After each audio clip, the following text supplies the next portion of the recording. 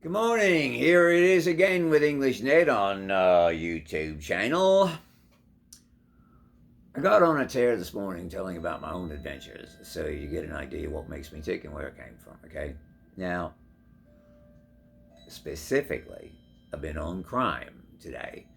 I talked about being mugged by three strangers in front of my apartment or in my lobby. I talked about being attacked by Satan himself outside in the front of my building, steps away from where I'd been mugged. So now I'm going to talk about when when my apartment was robbed and the robber escaped at knife point. It was another one of those times I thought surely I was going to die. I was freshly in New York at that time. I had just gotten a few months previously, maybe 6, my very first own apartment. After living in my sister's basement for a year to get a foothold in this city that I immediately fell in love with when I went there the year or so previous. So I had just gotten a new girlfriend I was insanely crazy over. Wasn't even to the point where she had a key to my apartment yet, okay? And I go home, it was on a Sunday. I nearly hadn't gone home. A friend of mine invited me over, one of my co-workers, after we got off. And for whatever reason, I just said, no, I can't do it today. We'll do it another time, okay? Because he just lives a few blocks away from me. So I went home instead, and I get home and get up to my apartment and put the key in my lock, and I'm trying to get in, and all of a sudden, the door swings open silently by itself from the inside. And I'm confronted with two shadowy figures. All I could see at first was silhouettes, because there was light coming in from the back. And it was very dark in the hallway. There wasn't proper lighting in my building at the time in the hall. So the next thing I knew, these figures were heading towards me. One was a Hispanic man with a afro and kind of square cut shape. And behind him was what I believe was a young girl. I never saw her face, but I did see long, straight black hair, and certainly it would not be common for that to be a boy. The next thing I know, I had a knife in my ribs. Must have been these, because I'm sure he was right-handed. Typical me, did the right thing immediately. Put my hands up and said, hey, what do you want? So he says, back away. And then he says, now get in your apartment. And I said, to myself anyway, well, I'd been at this point, I'd been staring at this guy's face, burning it into my brain, because I knew that I needed to be able to identify him later, and I was likely about to be injured or possibly killed.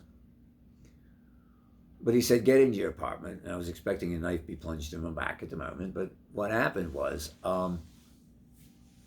he was clearly very scared and protective of the young girl that was with him. So he went down the hallway and descended the staircase, and that was the last I saw of him that day. I never would have had the courage to chase him down like I did my muggers that had guns. So I called the police. And in the meantime, I found no damage whatever to my front door. I had no idea really how he got in, but I do now, I think. The only thing he managed to steal, he had my suitcase loaded up with everything, electronic, whatever he could find, my TV, which was a little fucking 13-inch thing, And, but I discovered that the one thing he stole was a tiny little chunk, smaller than a pea, I think, of opium that I had had around for years, because I don't really do such things. I don't really even surely remember how I acquired it. And I had a collection of small amounts of pot from different stashes that I had that I found particularly good. I would keep them around and enjoy them later because they had a certain kind of buzz.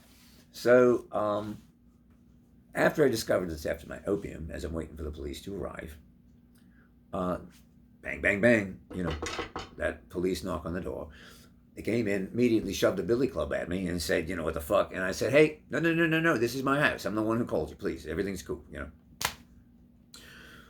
So they came in and interviewed me and asked me all that happened and looked around the apartment and saw what was going on.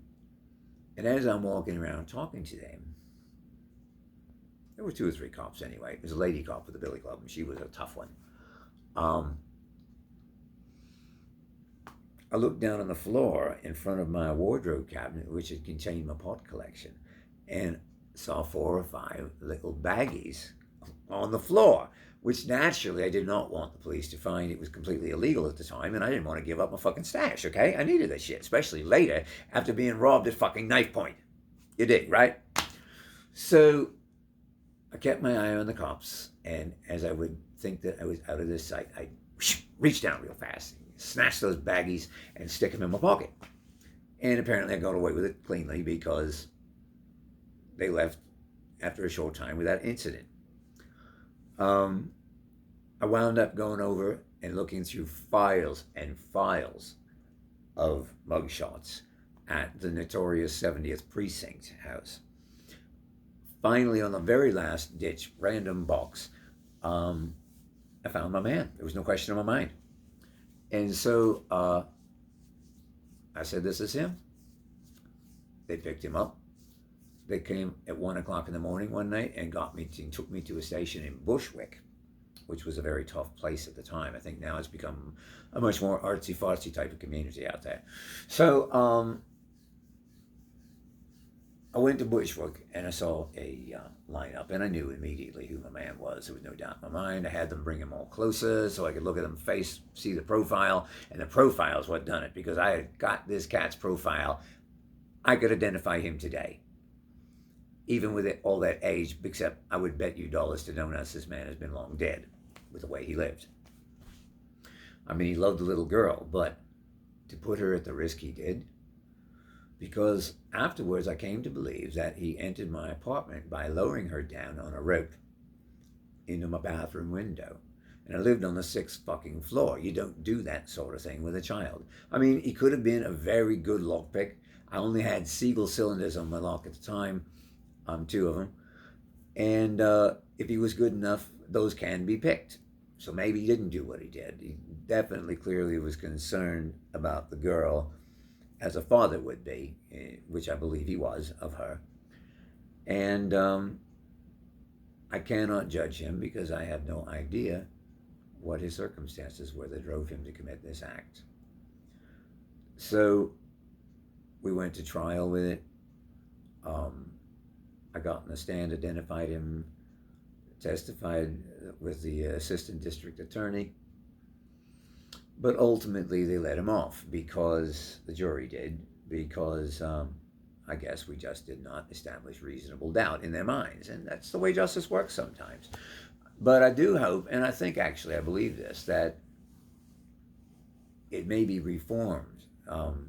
Mr. Pedro Ruiz, which was what his name was, I learned.